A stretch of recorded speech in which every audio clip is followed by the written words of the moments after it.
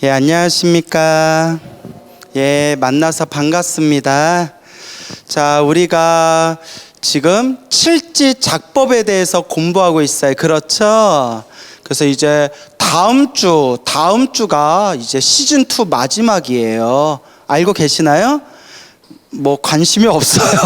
그래서 7월 달부터는 이제 다음 주 시즌2 마지막 강의까지 칠지 작법 이제 마무리하고요. 다음 주 맞죠? 예. 그래, 와준 것만도 고마워요. 그래서 7월부터는 또 이제 새로운 주제로 여러분들하고 또 새로운 이야기를 나눠보게 될 것입니다. 그래서 칠지 작법 첫 번째가 예경, 예배, 공경. 또 그냥 우리말로 해석하면 그냥 절하다, 절하는 법, 절하기. 우리 배웠죠? 두 번째가 뭐였어요? 공양 올리기. 그래서 공양, 폭넓게 해석하면 보시라는 뜻하고 상통한다고 했죠? 그래서 아마 육바라밀의 첫 번째 보시바라밀이 되는 이유가 무엇인가 라는 부분에 대해서 우리가 짚어봤습니다. 다들 기억나시죠? 예. 자, 그럼 이제 세 번째는 무엇일까요? 참회. 참회가 참 중요해요. 참회라는 것은 여러분 우리 절에 다니면 참회 기도라는 말 많이 들어보셨죠? 참회라는 것은 뉘우치다, 반성하다라는 의미가 있어요. 그래서 옛날 큰 스님들은 뉘우치고 반성하고 나아가서 다시는 나쁜 짓을 하지 않겠다라고 결심하는 거래요. 그래서 뉘우치고 반성하고 나쁜 짓을 다시는 하지 않겠다라고 결심하는 것을 참회라고 합니다. 그래서 이 참회는 옛날부터 우리 큰 스님들께서 아주 중요하게 여기셨어요. 왜냐? 우리 중생들이 잘 살고 못 사는 거, 깨달음을 얻지 못하는 이유도 다 업의 힘이다라고 말씀하셨어요. 무엇의 힘? 업의 힘. 항상 제가 여러분들 누누이 말씀드리잖아요. 우리가 잘 사고 못 살고 행복하게 살아가고 불행하게 살아가고 좋은 일이 생기고 나쁜 일이 생기고 이 모든 것들이 다 누가 지은 업의 인연이라고 했어요? 내가 지은 업의 인연이고, 인생을 살아가면서 자꾸 힘들고 괴롭고 답답하고 장애가 생기는 것, 장애. 내가 지은 업에 장애가 생기는 것을 두 글자로 뭐라고 부른다고 했죠? 업장이라고 한다고 했어요. 그래서 지장경에서도 우리 중생이 깨달음을 얻지 못하는 것도 업의 힘이다라고 나와요. 그러니까 우리가 살아가면서 이 죄업과 악업이 많은 중생일수록 어리석은 선택을 하고 어리석은 짓을 하고 자꾸 괴롭고 힘들고 답답한 장애들이 생기게 된다는 거예요. 그래서 우리 불자들은 시작 없는 옛적부터 내가 지은 모든 죄업을 참회하면서 스스로의 몸과 말과 생각을 닦아나간다. 이게 참회의 의미가 되는 것입니다. 그래서 제가 자주자주 말씀드리는 거지만 시작 없는 옛적부터, 시작 없는 옛적이 뭐냐? 우리 중생은 언제 윤회가 시작되었는지 알 수가 없다는 거예요. 헤아릴 수 없는 머나먼 과거 전생, 헤아릴 수 없는 머나먼 과거 전생에 시작 없는 옛적부터, 시작조차 알 수 없는 시작 없는 옛적부터 지금 이 순간에 이르기까지 태어나고 죽고 태어나고 죽는 것을 반복하면서, 이걸 두 글자로 뭐라고 한다고 했죠? 윤회. 윤회를 반복하면서 알고 지었건 모르고 지었건 참 이게 묘해요. 알고 지은 것도 있지만 모르고 지은 업이 있어요. 옛날 큰 스님들은 알고 지은 업과 모르고 지은 업 중에 어떤 업이 더 무섭다고 했을까요? 라고 알고 계시죠? 모르고 지은 업이 더 무섭대요. 왜냐? 알고 지은 업이 더 나쁜 건 사실이에요. 더 나쁜 건 사실인데 왜 모르고 지은 업이 더 무섭냐? 나쁘다는 걸 알고 지으면 언젠가는 끊을 수도 있다는 거예요. 나쁘다는 걸 아니까. 나쁘다는 것조차 모르면서 짓는 어리석음은 계속 똑같은 짓을 저지른다는 거예요. 예리하죠? 예. 그래서 모르고 지은 업이 더 무섭다고 한 거예요. 이게 나쁜 짓인데 하고 알고 지은 업은 내가 나쁘다는 걸 알고 있으니까 차라리 끊기가 쉽지만 이게 나쁘다는 것조차도 모르고 짓는 업은 똑같은 죄업을 계속 반복하게 된다는 거예요. 알고 지었건 모르고 지었건 우리는 세 가지로 업을 짓는데요. 몇 가지로? 그 세 가지가 뭘까요? 몸과 입과 생각으로, 몸으로, 입으로, 생각으로 수많은 업을 지어왔으니 내가 지은 그 모든 나쁜 업을 진실한 마음으로 참회하겠습니다 라고 우리가 부처님께 발언하면서 절을 하거나 주력을 하거나 연부를 하거나 경전을 독송하면서 내 업장을 소멸하는 거예요. 시작 없는 옛적부터 알고 지었건 모르고 지었건 몸과 입과 생각으로 지은 그 모든 업을 제가 참회합니다 라고 그렇게 닦아나가는 거예요. 그러면 여러분, 업을 짓는 뿌리가 무엇이냐? 마음이라는 거예요. 마음이 업을 짓고 그 업을 정화하는 것도 무엇이 업을 정화하는 거예요? 마음이 업을 정화하는 거예요. 그래서 내가 정말 부처님 잘못했습니다. 내가 힘들게 하고 괴롭게 하고 내가 상처를 준 그 모든 분들을 생각하면서 잘못했습니다. 죄송합니다. 미안합니다. 라는 간절한 마음을 일으킬 때 내 마음으로 지었던 나쁜 업의 에너지가 점점 소멸된다는 겁니다. 그러나 업을 소멸한다고 해서 완전히 사라지는 건 아니래요. 완전히 사라지는 건 아니래요. 왜냐? 여러분 하얀 옷이 있어요. 저 이렇게 하얀 옷 입잖아요. 하얀 옷에다가 김치국물을 쏟았어요. 빨면 어떻게 될까요? 없어지기는 없어지지만 진하고 오래될수록 어떨까요? 얼룩이 남잖아요. 그죠? 그렇기 때문에 빨아도 얼룩이 남아요. 그러니까 참회를 해도 흔적은 남을 수 있다는 거예요. 그래서 옛날 스님들이 뭐라고 하셨냐면, 야, 참회 기도한다고 그게 싹 다 없어지겠냐? 야, 참회 기도한다고 그게 싹 다 없어지면 세상에 괴로운 사람 하나도 없겠다. 크게 받을 건 작게 받고 작은 것은 눈에 보이지 않을 정도로 사라진다. 따라해 보세요. 크게 받을 건 작게 받고 작은 것은 사라진다. 알겠죠? 근데 참회 기도조차, 참회조차 안 하고 기도조차 안 하고 공덕조차 닦지 않으면 얼룩이 어떻게 될까요?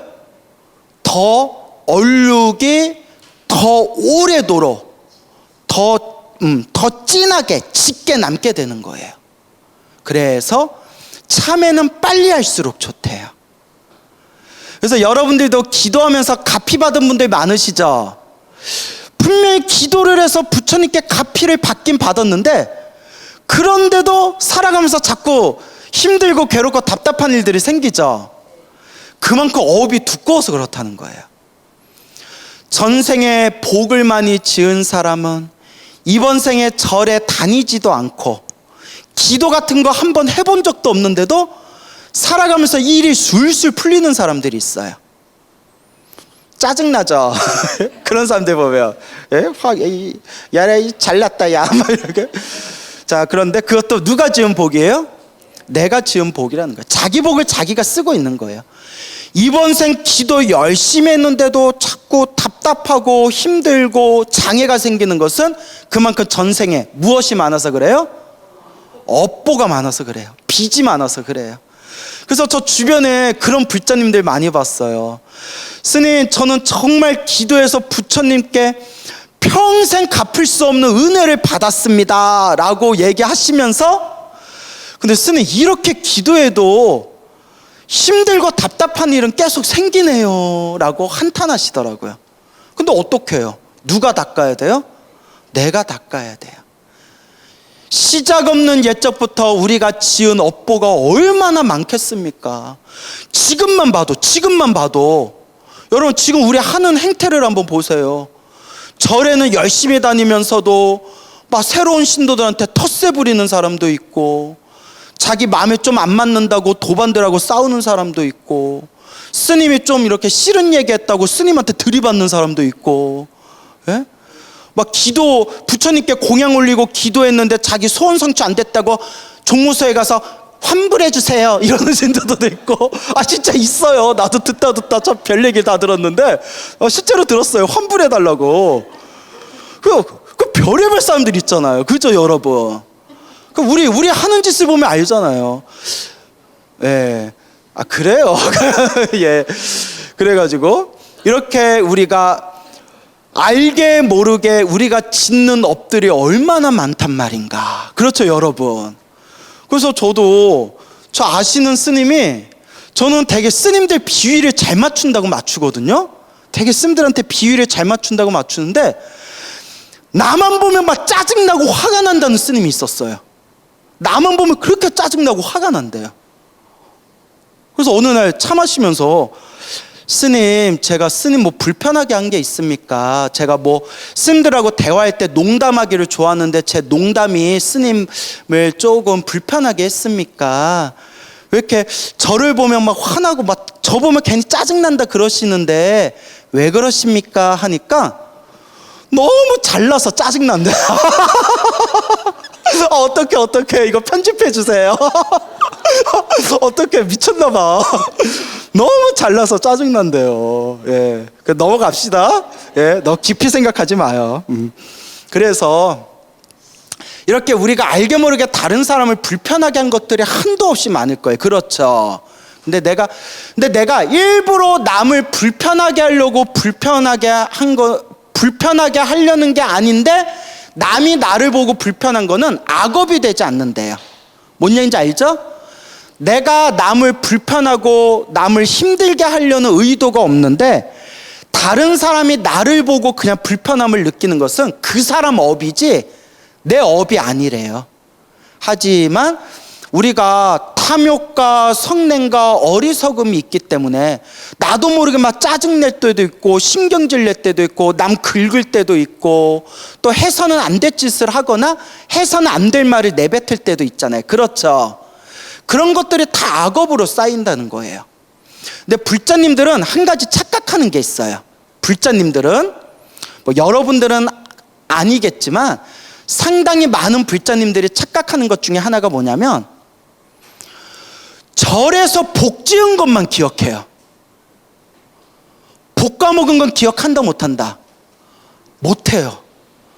당신이 복 까먹은 건 기억 못하고 내가 절에 가서 뭐 했네, 공양 올렸네, 기도했네, 뭐 했네, 복 지은 것만 기억하려는 성향이 있어요. 중생들을 가만히 보면. 하지만 내가 이번 생 사람으로 태어나 부처님 법을 만나고 부처님 가르침을 닦아 나아가면서 알게 모르게 내가 복을 까먹고 있는 것도 냉정하게 살펴봐야 돼요. 왜냐? 우리는 번뇌망상이 가득하기 때문에 자기도 모르게 자꾸 실수를 해요. 그래서 알고 지었건 모르고 지었건 탐욕과 성냄과 어리석음으로 물들은 내 몸과 말과 생각으로 지은 업들을 참회합니다라고 부처님께 끊임없이 내 몸과 마음을 정화시키는 겁니다. 알겠죠? 그래서 참회의 기도를 많이 할수록 내 삶이 편안해져요. 왜냐? 사람이 잘 살고 못 사는 게 결국 업장이거든요. 그 업장을 녹이기 위해서 기도하고 염불하고 공덕을 닦으면서 내 업들이 점점 소멸해 가는 거예요. 그래서 재미난 이 참회와 관련된 재미난 얘기들이 참 경전에 많아요. 그 중에 하나가 어느 왕이 있었대요. 왕이 여러모로 인품이 훌륭했는데 단점이 하나 있었어요. 불자 입장에서 봤을 때 단점이 있었어요. 사냥하기를 좋아했대요. 뭐 하기를 좋아했다? 여러분, 살아있는 생명을 재미삼아서 죽이고 사냥하고 낚시하는 거는 좋은 업이 될까요? 나쁜 업이 될까요? 당연히 나쁜 업이 되죠. 살아있는 생명을 죽이는 건 아주 악업이라고 했어요. 그런데 이 왕이 사냥을 갔다 오면 항상 복을 지었대요. 스님들에게 공양을 올리거나 부처님께 공양을 올리거나 사람들한테 이렇게 널리 베풀거나 항상 이렇게 복을 지었대요. 그러니까 어느 신하가 이렇게 얘기했대요. 아니, 사냥 나가서 나쁜 업을 지어놓고 사냥 끝나고 궁전에 들어와서 복을 짓는 건 무슨 경우란 말인가? 그런다고 무슨 소용이 있겠는가? 왕이 이 얘기를 딱 듣고 그 신하를 불렀대요. 신하를 딱 사람들 한가운데 딱 앉혀놓고 옆에 작은 냄비에다가 불을 지글지글 펄펄 막 불을 달궈가지고 그 냄비에 그 물이 펄펄 끓게 만들었대요. 옆에서 막 뽀그락뽀그락 하면서 막 물소리를 내면서 냄비에 그 작은 솥에 물이 펄펄 막 끓으니까 왕이 신하한테 네 손을 저 솥 안에다 집어넣어라 이랬대요. 왕이시여, 죽여주십시오, 용서해 주십시오. 그 왕이 이렇게 물었대요. 네 손을 저 펄펄 끓는 작은 솥에 물에다가 네 손을 집어넣으면 네 손이 어떻게 되겠느냐? 손이 완전 펄펄 그냥 손이 다 푹 익어가지고 엄청난 전 고통을 당하게 될 겁니다. 손이 다 헤집어지고 손이 완전히 망가지게 될 겁니다. 큰 화상을 입게 될 겁니다. 괴롭겠냐 즐겁겠냐? 당연히 괴로울 겁니다, 왕이시여. 그때 왕이 다른 신하를 시켜서 냉수 한 바가지를 떠오게 해요. 그 냉수를 펄펄 끓는 그 작은 솥에다 붓게 만들었대요. 여러분, 펄펄 끓는 냄비에 그 물에다가 냉수 한 바가지 집어넣으면 물이 어떻게 돼요? 식어버리죠. 미지근해 버리죠. 그때 왕이 신하한테 이렇게 얘기합니다. 저 냄비에다가는 손을 넣을 수 있겠느냐? 넣을 수 있습니다. 냉수를 집어넣어서 물이 식었으니 지금은 손을 넣어도 아무 상관이 없습니다. 그때 왕이 이렇게 이야기했답니다. 그와 같다.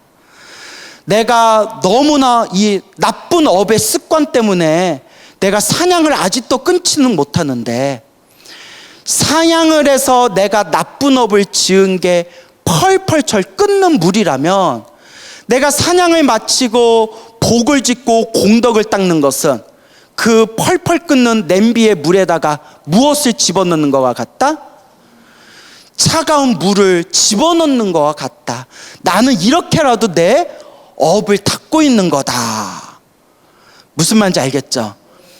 말장난처럼 느껴질 수도 있지만 펄펄 끓는 물에 한 바가지 물을 집어넣듯이 내가 나쁜 업을 짓더라도 내가 반성하는 마음으로 복을 짓는 게 그만큼 중요하다는 거예요. 크게 받을 걸 어떻게 받는다? 작게 받는다는 거예요. 그래서 부처님께서 경전에 보면 소금물에 대한 비유가 있어요. 소금 덩어리의 비유. 부처님께서 제자들에게 이렇게 얘기하십니다. 컵을 보여주시면서 그릇에다가 소금을 왕창 집어넣어요. 그리고 그 소금에다 물을 살짝 부어서 제자들에게 이 소금이 담긴 물을 마실 수 있겠느냐 하니까 제자들이 마실 수 없습니다. 너무나 지독한 소금물이기 때문에 그 그릇에 있는 소금물을 마시며 혀가 뭐가 다 타버리고 엄청난 갈증 때문에 괴로움을 당하게 될 겁니다. 마실 수 없습니다 하니까 부처님께서 제자에게 시켜서 그 소금이 가득 담겨 있는 소금물에다 계속 물을 붓게 했대요.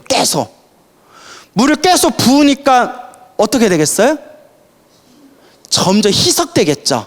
계속 물을 붓고 부으니까 막 물이 넘치면서 희석되겠죠. 그리고 부처님께서 그럼 지금 이 물은 마실 수 있겠느냐? 마실 수 있어요, 없어요? 있죠.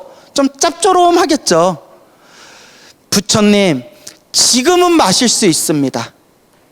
지금이라면 좀 짤 수는 있어도 충분히 마실 수 있습니다. 그러니까 부처님께서 이와 같이 말씀하십니다. 업도 그와 같다. 우리가 지은 악업이 소금이 가득 담긴 그릇과 같다면 그걸 그냥 먹어버리면 엄청난 고통을 느끼듯이 내가 지은 업을 그대로 받아버리면 우리는 엄청난 괴로움을 당하게 될 것이다. 하지만 소금이 담긴 그릇에 물을 가득 담아서 희석하면 비록 짠물이라도 큰 고통 없이 마실 수 있듯이 우리가 죄업이 있다 하더라도 꾸준히 복을 짓고 선업을 짓고 공덕을 쌓고 착한 일을 많이 하면 우리의 그 죄업이 어떻게 될 것이다? 점점 줄어들게 될 것이다 라고 말씀하시는 겁니다. 알겠죠? 그래서 우리가 부처님께 절도 하고 부처님 앞에서 염불도 하고 천수경도 읽고 지장경도 읽고 금강경도 읽고 법화경도 사경하고 능엄주도 하고 신묘장구 다란이도 하고 그렇게 제가 몸과 말과 생각으로 지은 업을 참회합니다 부처님 하면 내 소금기 가득한 내 업장, 내 업덩어리에 무엇을 붓는 것 같아요? 맑은 시원한 물을 붓는 것과 같다는 거예요. 그래서 닦아야 된다는 거예요. 그래서 힘들고 괴롭고 답답한 사람들일수록 더 간절히 염불하고 더 꾸준히 닦아야 된다는 겁니다. 알겠죠? 예, 그와 같이 닦아야 된다. 그래서 우리 불자님들한테 여러 번 말씀을 드렸지만 우리가 그와 같이 기도하고 그와 같이 공덕을 닦아 나가면 꿈은 잠재의식이거든요. 꿈에서 그 징조를 느끼게 된대요. 이건 제 얘기가 아니라 경전에도 나오고 밀교 경전에도 나오고 옛날 큰 스님들이 하신 말씀이에요. 부처님을 환하게 본다거나 불보살님을 본다거나 불보살님이 나를 어루만져 준다거나 혹은 거룩한 스님을 본다거나 그러니까 어떤 분이 스님 저 꿈에서 광우 스님 봤어요. 제가 뭐라면 개꿈 거룩한 스님을 봐야죠. 거룩한 스님을 보거나 아니면 뭐 하늘 세계나 막 불국토의 세계를 구경한다거나 그리고 드넓은 아름다운 세계를 본다거나 하늘을 막 자유자재로 날아다닌다거나 막 하늘에서나 먹을 수 있는 진귀한 진수성찬을 먹는다거나 몸에서 온갖 더러운 지저분한 대소변 같은 게 빠져나거나 고름 같은 게 빠져나가거나 뱀이나 무슨 벌레 같은 것들이 몸에서 빠져나가는 꿈을 꾸거나 하면 내 업장이 점점 소멸하고 있는 징조라고 경전에 분명히 나옵니다. 아시겠죠? 예, 제가 깜짝 놀란 게 오래전에 제가 모 사찰의 불교대학에서 강의를 했을 때 어느 젊은 신도분이 한 몇 년 전 일이에요. 저한테 와서 질문을 하는 거예요. 스님, 제가 스님 법문 들으면서 제가 기도를 시작했는데 한참 이렇게 열심히 기도하고 있는데 스님, 제가 입에서 막 시커먼 똥덩어리를 입에서 이렇게 뱉는 꿈을 꿨습니다. 막 찝찝하고 더럽고 그런데 이게 무슨 꿈일까요? 내가 깜짝 놀랐어요. 제가 물어봤어요. 보살님, 혹시 물론 안 읽어봤을 것 같지만, 절에 다닌 지 얼마 안 돼서 안 읽어봤을 것 같지만 준제다라니경이라는 경 읽어봤습니까? 준제다라니경이라는 경 읽어봤습니까? 원래 이름은 더 긴데 우리가 이름이 길어서 그냥 줄여서 준제다라니경이라고 부르는 경이 있어요. 준제진언에 대해서 설명하는 경이거든요. 아니요, 저 그런 게 있다는 것도 모르는데요.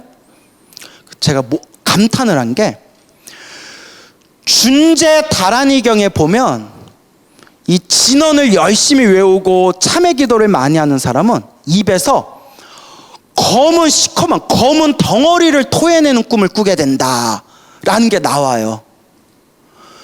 그 보살님은 그런 내용을 알지도 못하면서 그냥 자기가 체험으로 무슨 꿈을 꿨어요? 검은 똥덩어리를 내뱉는 꿈을 꿨잖아요. 좋은 꿈이니까 너무 꿈에 집착할 필요는 없고 지금 같은 마음으로 닦아라 라고 말씀을 드렸어요. 그리고 옛날 큰 스님들의 하신 말씀인데, 이거는 불자님들이 하도 많이 경험해서 이거는 별로 신기할 것도 아닌데, 큰 스님들이 기도를 하거나 연부를 하거나 독경을 하거나 사경을 할 때 하늘색의 향냄새를 맡는데요. 꽃향기를 맡는데요. 기도를 하다가 향냄새를 맡으면 그게 내 업장이 소멸하고 선업이 증장되는 징조다라고 큰 스님 법문에 나와요. 책에 보면 나옵니다. 근데 제가 아시는 몇몇 불자님도 얼마 전에 스님 저 기도하다가 막 이렇게 신묘장구다라니 사경하다가 막 향냄새를 막 몇 분 동안 맡았어요. 스님 저 이렇게 부처님 경전 사경하다가 꽃향기를 맡았어요. 이런 불자님이 계시고, 제가 이런 얘기를 옛날부터 많이 들었어요. 하지만 중요한 것은 너무 할 필요는 없다? 집착할 필요는 없다. 다만 옛날 경전이나 옛날 큰 스님들이 이미 그런 말씀을 다 하셨다. 그렇다고 나는 왜 꽃향기 안 나? 이러면서 또 투덜투덜대면 돼요, 안 돼요? 예, 그냥 내가 기도하는 순간 이미 공덕이 쌓이고 있는 거예요. 그러니까 너무 그런 거에 또 집착할 필요는 없어요. 알겠죠? 예. 그래서 이와 같이 참회법에 대해서 경전이나 부처님께서 많이 강조해서 말씀하셨습니다. 그러니까 인생이 살아가면서 힘들고 괴롭고 답답한 사람일수록 무엇을 많이 해야 된다? 참회 기도를 많이 해야 된다. 특히 성철 스님 같은 분은 참회 기도 중에서 제일 가장 좋은 방법 중에 하나가 절하는 것이다 라고 말씀하셨어요. 그래서 성철 스님 이후로 뭐가 유행했어요?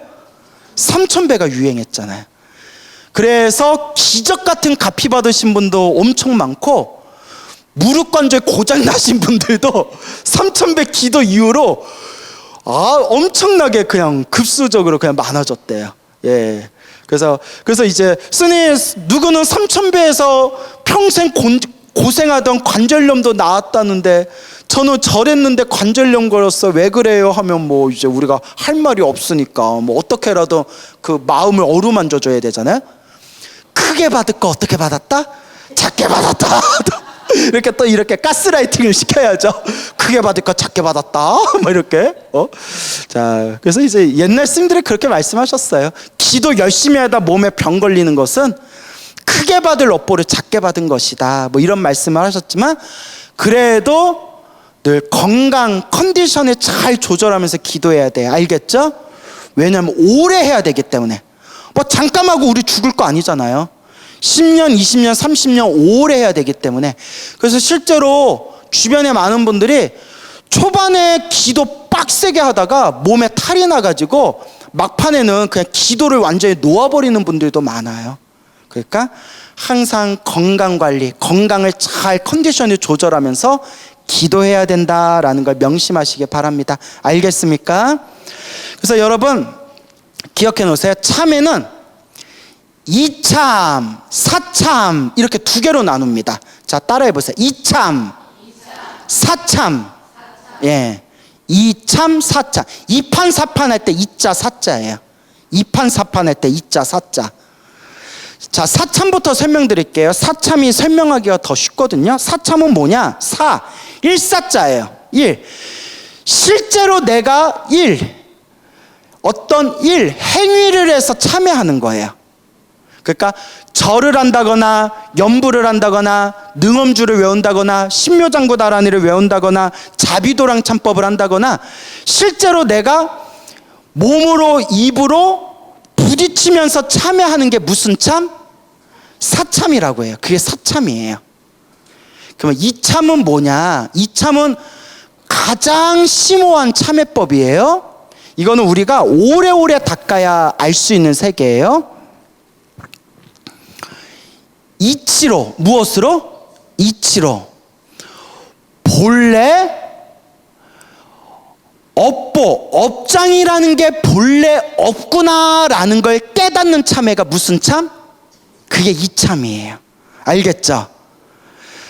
몸과 말과 생각으로 수많은 업보를 지어왔지만 깨달음의 눈으로 보면 나라는 것도 없고 내 것이라는 고정된 실체도 없고 업이라고 업장이라고 할 만한 고정된 실체도 없고 참회라고 할 만한 고정된 실체가 없구나.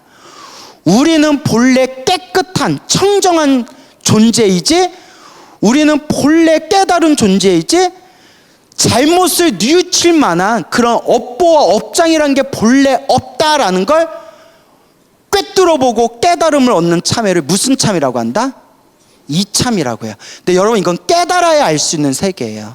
알겠죠?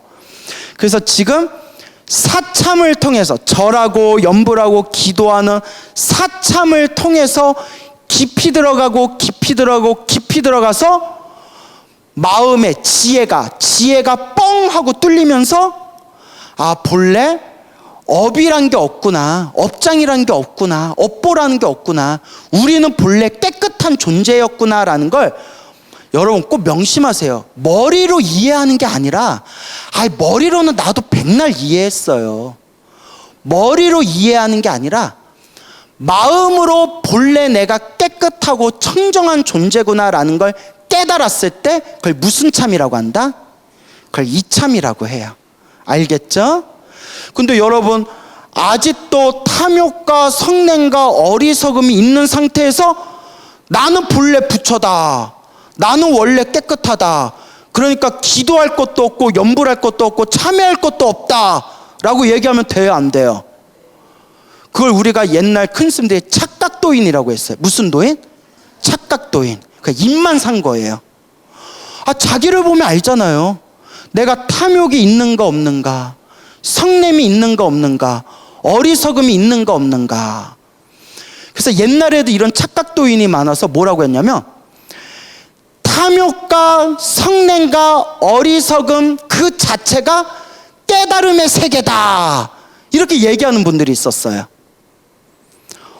완전히 깨달은 분이 탐욕과 성냄과 어리석음이 다 사라지신 완전히 깨달음을 얻은 분이 그런 얘기를 해도 상관이 없지만 탐욕과 성냄과 어리석음과 번뇌와 망상이 가득한 사람이 그런 소리를 그러니까 입으로만 까먹으면 내가 도인이다, 본래 부처다, 본래 닦을 게 없다 입으로만 까먹으면 죽어서 손살같이 지옥에 떨어진다.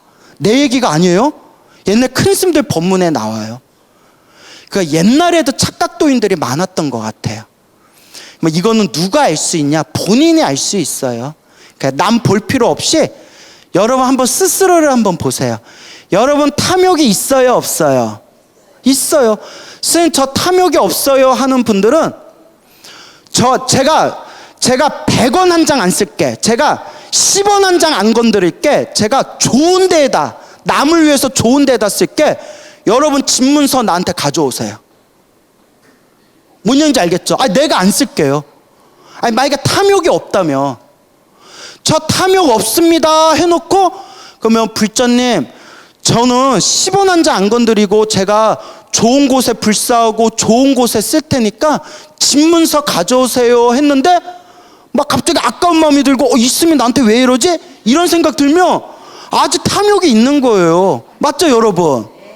그러면 자기가 마음을 못 속여요. 입으로는 스님 저는 탐욕이 없습니다. 아, 그러세요? 어이구, 저 오실 때 보니까 차가 좋던데 그럼 차 열쇠 저 좀 주세요. 어이, 광우스님 그렇게 안 봤는데 저 엄청 밝히네? 막 이래버리면 그 자기가 탐욕이 있는 거예요. 그죠? 그러니까 이제 웃자고 하는 얘기지만 옛날 큰 스님들 다 하신 말씀이에요. 성냄이 있냐 없냐? 여러분 성냄 있어요 없어요? 옛날 어떤 거사가 큰 스님을 찾아왔대요. 제가 3년 동안 참선을 했는데 제 마음속에 이제 화가 사라졌습니다 이러더래요. 큰 스님이 오 그래? 야 이 십장생아 하면서 귀싸대기를 쫙 이렇게 때렸대요. 거사가 스님 뭐 하는 짓입니까? 하니까 큰 스님이 뭐라고 했을까요? 화가 어디서 생겼어? 유명한 얘기예요. 그러니까 이렇게 착각도인들이 옛날에도 많았대요. 실제로 못 깨달았으면서 마치 자기가 깨달은 듯이 말하는 착각도인들 때문에 이 불교가 많이 어지럽혀졌대요. 이건 제 얘기 아니에요. 예, 다 옛날 큰 스님들이 하신 말씀이에요. 그래서 여러분들 항상 스스로를 보면 알아요. 내가 탐욕이 있는가 없는가, 성냄이 있는가 없는가, 어리석음이 있는가 없는가. 탐진치가 조금이라도 남아있다면 진리 앞에서 겸허한 마음으로 부처님께 절을 올리고 부처님께 공양을 올리고 부처님 앞에서 몸과 말과 생각으로 지은 업을 참회하고. 우리 중생은 너무 업장이 두꺼워요. 근데 여러분들이 스스로 아실 거예요. 했던 잘못 또 저지르고 했던 실수 또 저질러요. 그렇죠? 그게 업의 습관이에요. 따라해보세요. 업습. 업습이 그만큼 무서워요.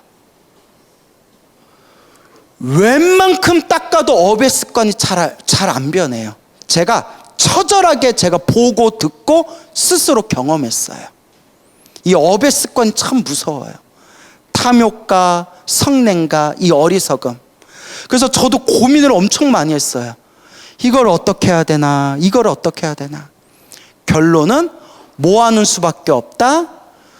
꾸준히 닦는 수밖에 없다. 그래서 제가 나무 아미탑을 정토 연부를 좋아하잖아요. 나무 아미탑을 정토 연부를 가르치는 저 옛날 옛적 큰 스님들이 항상 하시던 말씀이 있어요. 제가 20대 선방 다닐 때는 그 말을 부정하고 그 말을 싫어했지만 이제 나이가 들고 이런저런 것들을 목격하고 체험하면서 저분들 말씀이 맞겠구나라는 생각이 들어요.